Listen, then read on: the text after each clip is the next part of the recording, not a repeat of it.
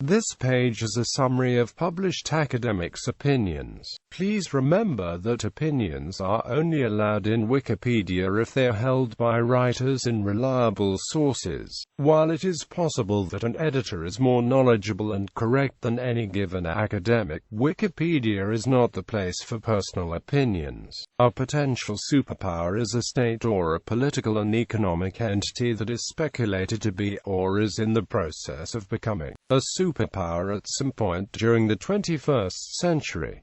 Presently, only the United States fulfills the criteria to be considered a superpower. Predictions about potential superpower have been made in the past, but they have not been perfect. States most commonly mentioned as being potential superpowers are China, India, the European Union, Russia and Brazil. Collectively, these potential superpowers, as well as the United States, comprise 68.0% of global nominal GDP, 62.4% of global GDP, more than one-third of the total land area and more than 50% of the world's population. Past predictions. Predictions made in the past have not been perfect. For example, in the 1980s, many political and economic analysts predicted that Japan would eventually accede to superpower status, due to its large population, huge gross domestic product and high economic growth at the time, though still the world's 10th largest population and third largest economy as of 2016 in terms of nominal GDP. Japan has faced an ongoing period of weak growth since the lost decade of the 1990s, and has been suffering from an aging population since the early 2000s, eroding its potential as a superpower. Brazil. The Federative Republic of Brazil has seen limited discussion among authorities regarding its potential as a superpower. Contrary views. Writing for the Diplomatic Courier, former British ambassador to Brazil, Peter Colleckett, identifies that Brazil's recognition as a potential superpower largely stems from its own national identity and ambition. Colleckett points out that for the past 200 years Brazil has sought to emerge as a serious global economic and political power, a position that instinctively feels is her due. Quote. However, Colleckett also argues that while Brazil has certainly fulfilled some of its aspirations and finally started to gain the international recognition it deserves, it perhaps won't quite emerge as a superpower. Instead, its current position as an emerging power will allow Brazil to shape the future with more realistic aspirations. In his 2014 publication, The BRICS Superpower Challenge, Foreign and Security Policy Analysis,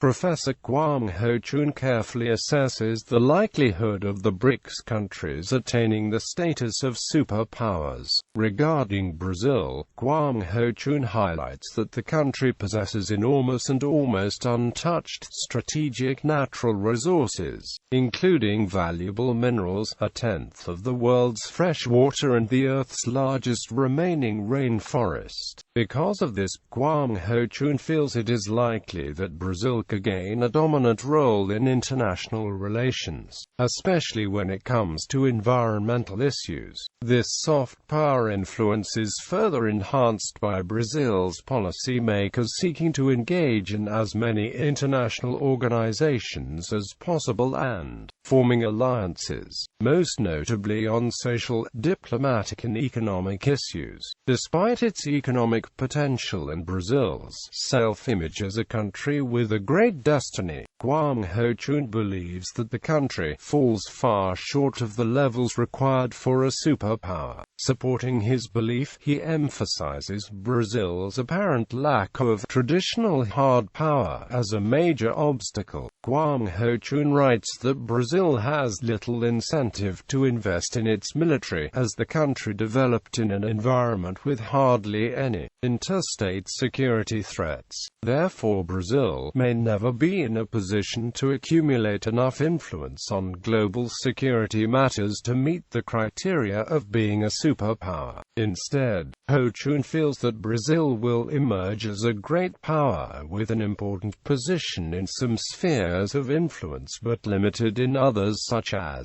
international security. China. The People's Republic of China receives continual coverage in the popular press of its emerging superpower status, and has been identified as a rising or emerging economic growth and military superpower by academics and other experts. In fact, the rise of China has been named the top news story of the 21st century by the Global Language Monitor, as measured by a number of appearances in the global print and electronic media, on the internet and blogosphere, and in social media. The term second superpower has been applied by scholars to the possibility that the People's Republic of China could emerge with global power and influence on par with the United States. The potential for the two countries to form stronger relations to address global issues is sometimes referred to as the Group of Two. Barry Buzan asserted in 2004 that China certainly presents the most promising all-round profile of a potential superpower. Buzan claimed that China is currently the most fashionable potential superpower and the one whose degree of alienation from the dominant international society makes it the most obvious political challenger. Quote, however, he noted this challenge is constrained by the major challenges of development and by the fact that its rise could trigger a counter-coalition of states in Asia. Parag Khanna stated in 2008 that by making massive trade and investment deals with Latin America and Africa, China had established its presence as a superpower along with the European Union and the United States. China's rise is demonstrated by its ballooning share of trade in its gross domestic product. He believed that China's consultative style had allowed it to develop political and economic ties with many countries, including those viewed as rogue states by the United States. He stated that the Shanghai Cooperation Organization, founded with Russia and the Central Asian countries, may eventually be the NATO of the East. Economist and author of Eclipse, Living in the Shadow of China's Economic Dominance, Arvind Subramanian argued in 2012 that China will direct the world's financial system by 2020 and that the Chinese renminbi will replace the dollar as the world's reserve currency in 10 to 15 years. The United States' soft power will remain longer.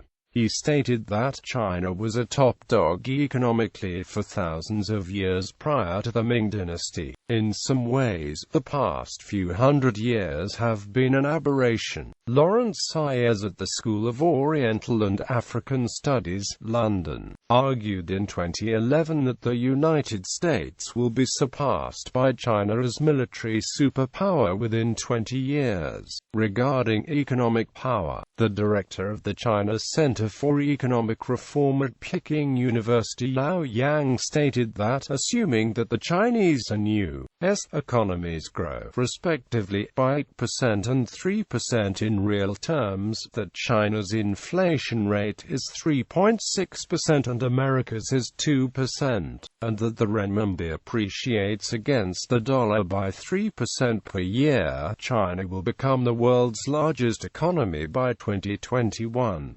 By that time, both countries' GDP will be about $24 trillion.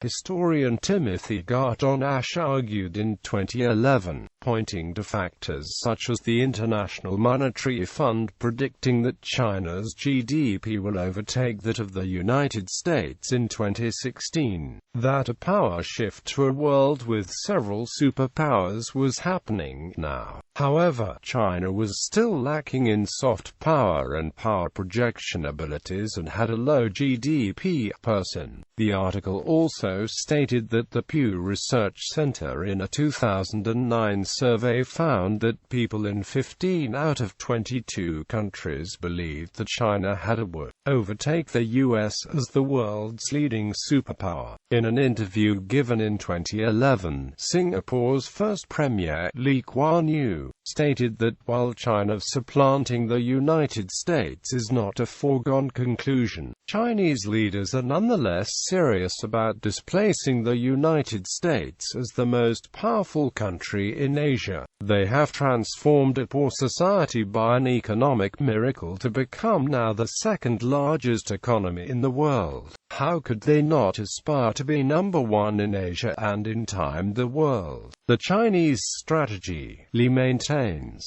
will revolve around their huge and increasingly highly skilled and educated workers to outsell and outbuild all others. Nevertheless, relations with the United States, at least in the medium term, will not take a turn for the worse because China will avoid any action that will sour up relations with the U.S. to challenge a stronger and technologically superior power like the U.S. will abort their peaceful rise.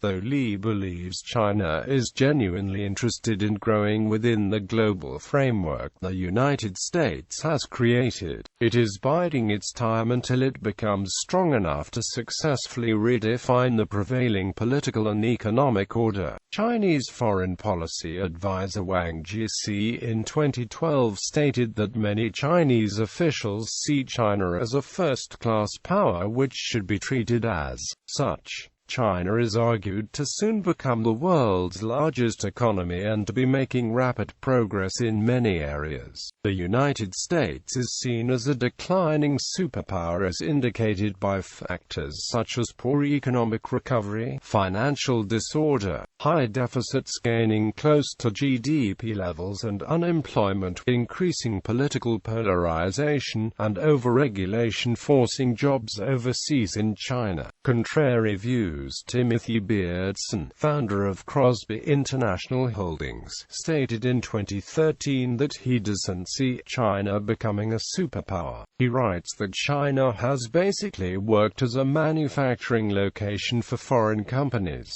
as 83% of all high-tech products made in China were produced for foreign companies. He added that China has problems regarding wages, an aging and declining population, and gender imbalance, and he suggested that such problems would lead to crime. He also pointed out that China continually polluted its environment during its 30 years of economic growth. James Fallows writes that too many people in China live without indoor plumbing, and that no mainland Chinese scientist has yet won a Nobel Prize, so it is unlikely able to become an economic superpower. Jeffrey Murray's China, the next superpower, argued that while the potential for China is high, this is fairly perceived only by looking at the risks and obstacles China faces in managing its population and resources. The political situation in China may become too fragile to survive into a superpower status, according to Susan Shirk in China, Fragile Superpower. Other factors that could constrain China's ability to become a superpower in the future include limited supplies of energy and raw materials, questions over its innovation capability, inequality and corruption, and risks to social stability and the environment. Minx and Pei argued in 2010 that China is not a superpower and it will not be one anytime soon, and argued that China faces daunting political and economic challenges. In 2012, he argued that China, despite using its economic power to influence some nations, has few real friends or allies and is surrounded by potentially hostile nations. This situation could improve if regional territorial disputes were resolved and China participated in an effective regional defense system that would reduce the fears of its neighbors. Alternatively, a democratization of China would dramatically improve foreign relations with many nations. Amy Chua stated in 2007 that whether a country is attractive to immigrants is an important quality for a superpower. She also wrote that China lacks the pull to bring scientists, thinkers, and innovators from other countries as immigrants. However, she believed that China made up for this with its own diaspora, and said that size and resources for them are unparalleled. European Union. The European Union has been called an emerging superpower by academics. Many scholars and academics like T.R. Reid, Andrew Redding, Andrew Moravcsik, Mark Leonard, Jeremy Rifkin, John McCormack, and some politicians like Romano Prodi and Tony Blair believe that the EU either is, or will become, a superpower in the 21st century. Mark Leonard cites several factors: the EU's large population, large economy, low inflation rates, the unpopularity and perceived failure of US foreign policy in recent years, and certain EU member states' high quality of life. John McCormack believes that the EU has already achieved superpower status, based on the size and global reach of its economy and on its global political influence. He argues that the nature of power has changed since the Cold War-driven definition of superpower was developed, and that military power is no longer essential to great power. He argues that control of the means of production is more important than control of the means of destruction, and contrasts the threatening hard power of the United States with the opportunities offered by the soft power wielded by the European Union.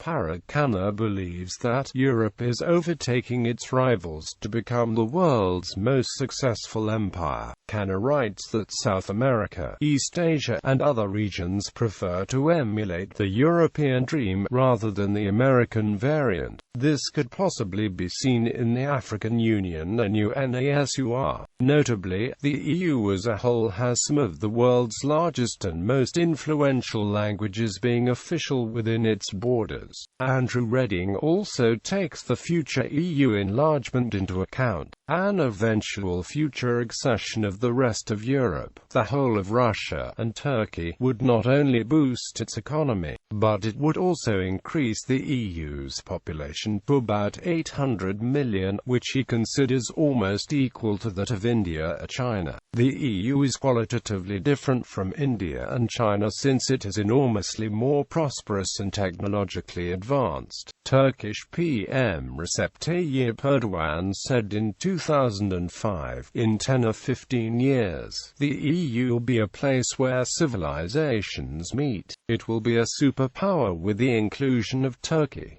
Robert J. Gardman wrote in 2001 that the very definition of the term superpower has changed, and in the 21st century it does not only refer to states with military power, but also to groups such as the European Union, with strong market economics, young, highly educated workers savvy in high technology, and a global vision. Friis Arne Petersen, the Danish ambassador to the US, has expressed similar views but has conceded that the EU is a special kind of superpower, one that has yet to establish a unified military force that exerts itself even close to the same level as many of its individual members. Additionally, it is argued by commentators that full political integration is not required for the European Union to wield international influence, that its apparent weaknesses constitute its real strengths, and that the EU represents a new and potentially more successful type of international actor than traditional ones. However, it is uncertain if the effectiveness of such an influence would be equal to that of a more politically integrated union of states such as the United States.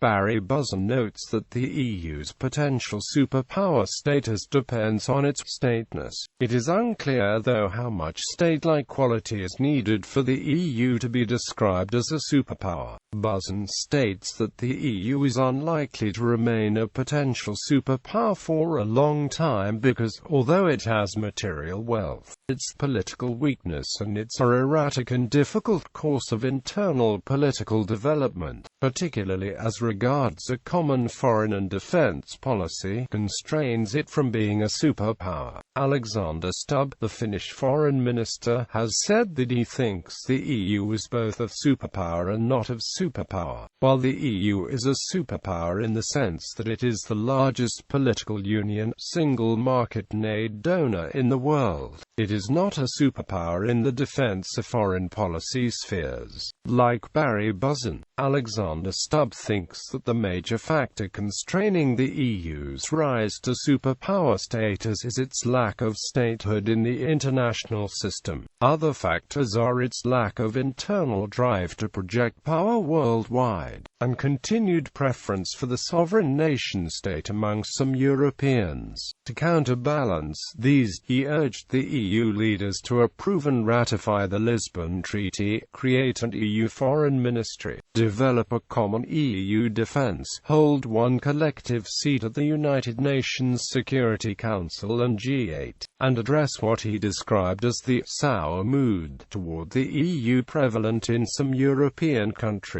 today.